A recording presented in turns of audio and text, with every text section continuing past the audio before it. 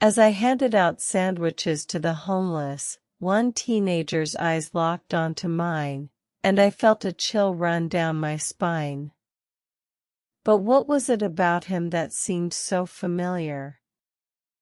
However, it wasn't until he looked up at me with tears in his eyes that I saw it, my dead husband's eyes staring back at me. I was shocked and confused. Who was this boy, and why did he have my husband's eyes?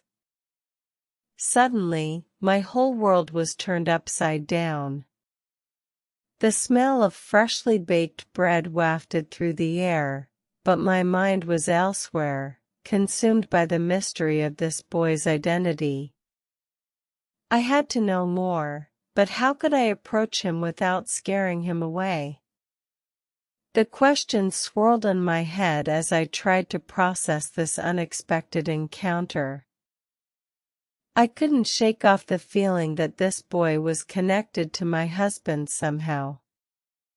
As I continued to serve the homeless, I kept glancing at him, trying to gather more information.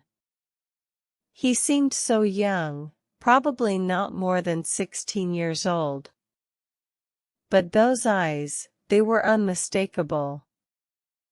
I remembered the day my husband passed away, the pain and the grief that followed. Could this boy be his son? The thought sent shivers down my spine.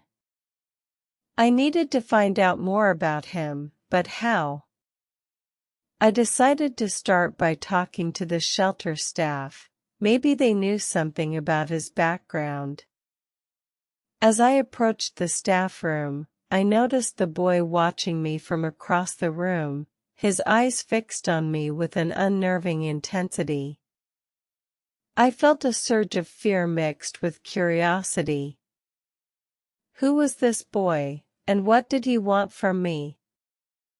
The staff told me that he had been living on the streets for a while, but they didn't know much about his family or his past. I was determined to uncover the truth, no matter what it took. The boy's presence had awakened a part of me that I thought was long buried, a part that was ready to fight for the truth. I spent the rest of the day gathering my thoughts, trying to come up with a plan to approach the boy.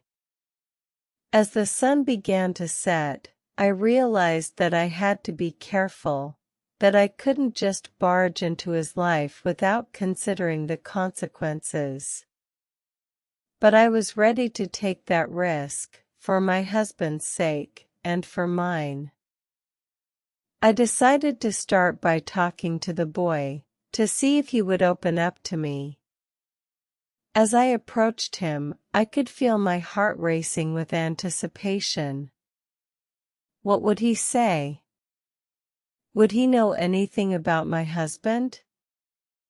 The boy looked up at me warily, but as I sat down beside him, he began to talk. He told me that he had been living on the streets for years, that he had never known his father. But as he spoke, I noticed something strange. He had a small tattoo on his wrist, a symbol that looked eerily familiar. Suddenly, it clicked, this was the same symbol that my husband used to wear on his watch.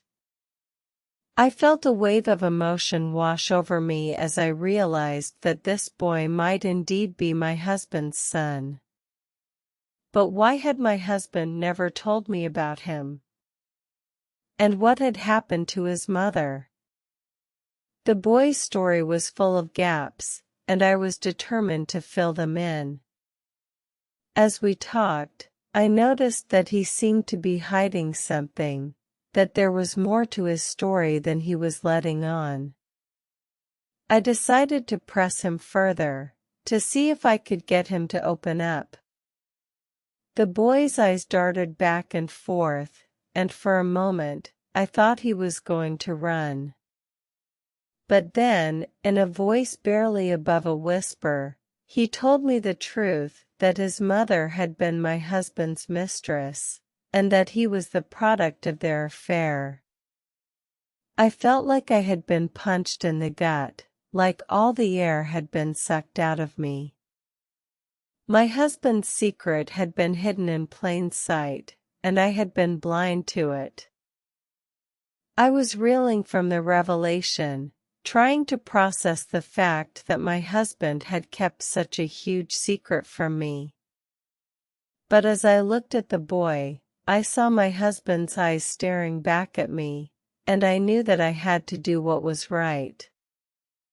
I decided to take the boy in, to give him a home and a family. It wasn't going to be easy, but I was determined to make it work. As we navigated this new reality together, I realized that I had been given a second chance, a chance to be a mother, to make up for lost time. The boy was hesitant at first, but as we spent more time together, I could see the walls beginning to come down. He was a good kid, smart and kind, and I was proud to call him my own.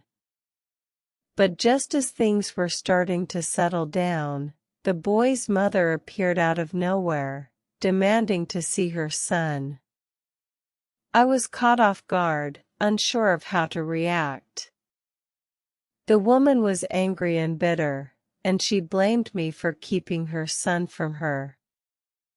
I tried to explain, to tell her that I had only just found out about the boy, but she wouldn't listen. The situation was escalating, and I didn't know how to stop it. The boy was caught in the middle, torn between his mother and me. I knew that I had to do something, to find a way to resolve this conflict before it was too late. In the end, it was the boy who came up with a solution. He suggested that we all sit down together, to talk things through and find a way to move forward. It wasn't easy, but eventually, we were able to come to an understanding. The boy's mother apologized for her behavior, and I apologized for not being more understanding. We decided to work together, to co-parent the boy and give him the love and support he deserved. It was a difficult journey, but in the end, it was worth it. I had found a new sense of purpose, a new reason to keep going. And as I looked at the boy, I saw my husband's eyes staring back at me, and I knew that he would be proud of me too. The experience had taught me a valuable lesson, that family is not just about blood ties, but about the love and support we give each other. And as I hugged the boy tightly, I knew that I had finally found my true family.